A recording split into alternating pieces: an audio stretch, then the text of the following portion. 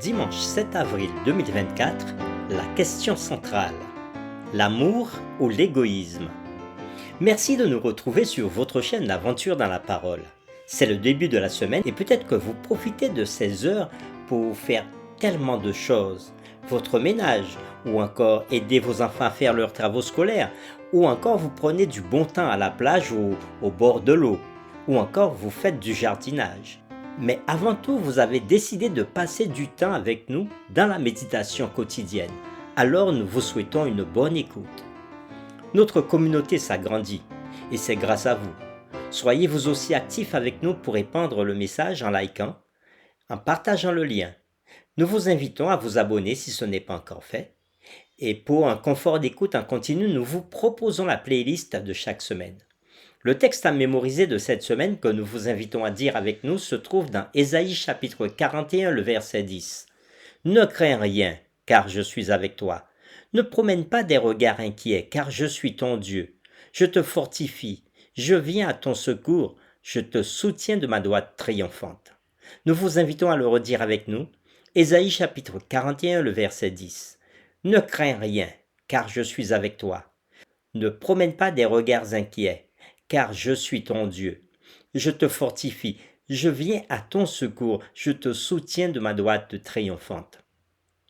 Comment l'amour de Jésus ressort-il dans ses prophéties pour son peuple? De quelle manière Dieu reste-t-il fidèle à ses promesses envers son peuple dans les épreuves?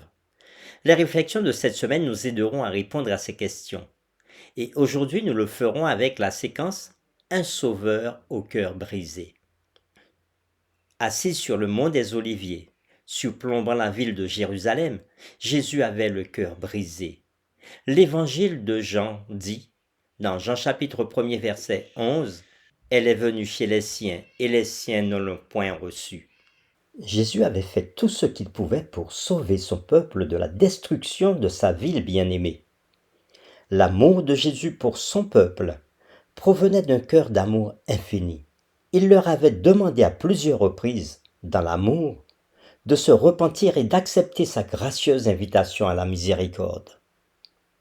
Nous lirons ensemble Luc chapitre 19, les versets 41 à 44, et Matthieu chapitre 23, versets 37 et 38, de même que Jean chapitre 5, verset 40, et nous répondrons à ces questions.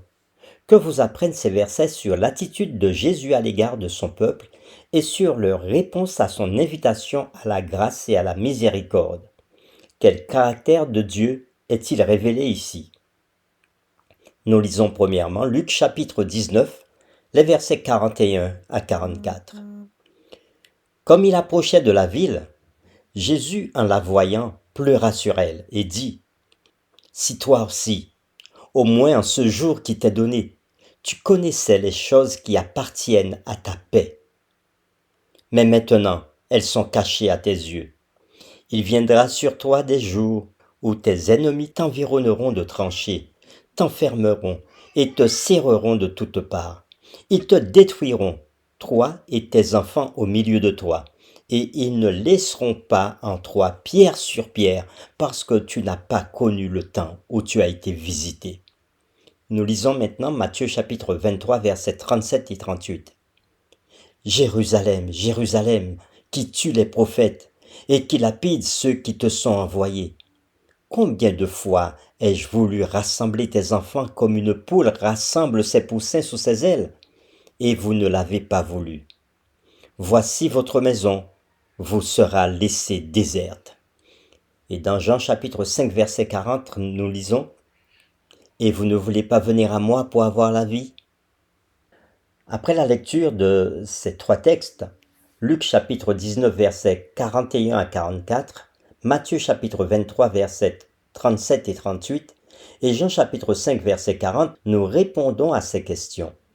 Que vous apprennent ces versets sur l'attitude de Jésus à l'égard de son peuple et sur leur réponse à son invitation à la grâce et à la miséricorde? Quel caractère de Dieu est-il révélé ici? Il est difficile de comprendre un événement comme la destruction de Jérusalem à la lumière du caractère aimant de Dieu. L'histoire révèle que des dizaines de milliers de personnes avaient péri lorsque le général romain Titus avait mené ses armées contre la ville. Jérusalem était dévastée. Hommes, femmes et enfants avaient été massacrés. Où était Dieu lorsque son peuple souffrait tant? La réponse est claire, mais elle n'est pas facile à saisir. Son cœur était brisé. Ses yeux étaient remplis de larmes. Pendant des siècles, il avait tendu la main à son peuple. Par leur rébellion contre son amour bienveillant, ils avaient perdu sa protection divine. Dieu n'intervient pas toujours pour limiter les résultats des choix de son peuple. Il laisse se développer les conséquences naturelles de la rébellion.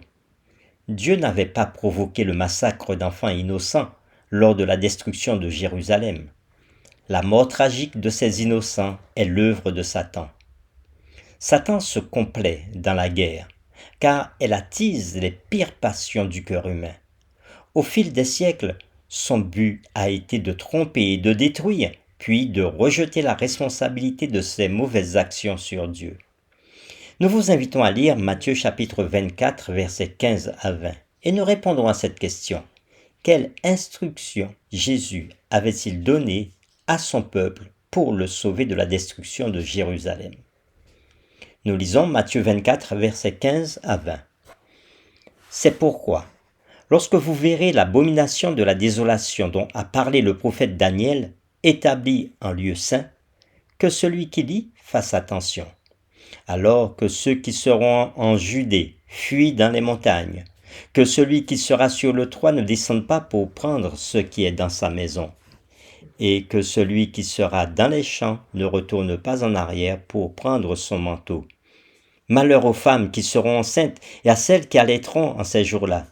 Priez pour que votre fuite n'arrive pas en hiver, ni un jour de sabbat.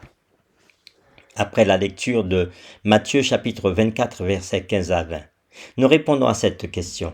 Quelle instruction Jésus avait-il donnée à son peuple pour le sauver de la destruction de Jérusalem?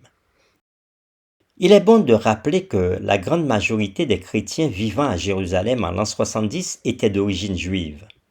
Le Dieu aimant souhaitait préserver le plus grand nombre possible de son peuple. C'est pourquoi il avait donné l'instruction de fuir la ville à l'approche des armées romaines. Pour terminer, méditez sur l'affirmation suivante. Nous ne jugeons pas le caractère de Dieu en fonction des événements que nous voyons autour de nous. Au contraire, nous analysons tous les événements que nous voyons à travers le prisme de son caractère aimant tel qu'il est révélé dans la Bible. Pourquoi est-ce un si bon conseil? Nous vous invitons à prier avec nous. Seigneur notre Père, nous comprenons que tu es un Dieu d'amour et nous comprenons que tu aimes tous tes enfants, quoi qu'ils fassent et quelle que soit la situation dans laquelle ils se trouvent. Alors Seigneur, tu donnes des avertissements afin de prévenir ton peuple sur ce qui peut se passer et tu veux que tes enfants ne périssent pas de n'importe quelle manière, mais qu'en étant avertis, ils se préservent de bien des malheurs. Et c'est pour cela que, en l'an 70, ton peuple a été prévenu. Et de même qu'aujourd'hui, tu préviens ton peuple de ce qui va se passer à la fin des temps. Aide-nous à avoir les yeux ouverts et à pouvoir observer, à pouvoir écouter tes conseils et à les mettre en pratique pour notre sécurité. Et selon ce que tu voudras pour tes enfants, nous t'avons prié au nom de Jésus. Amen.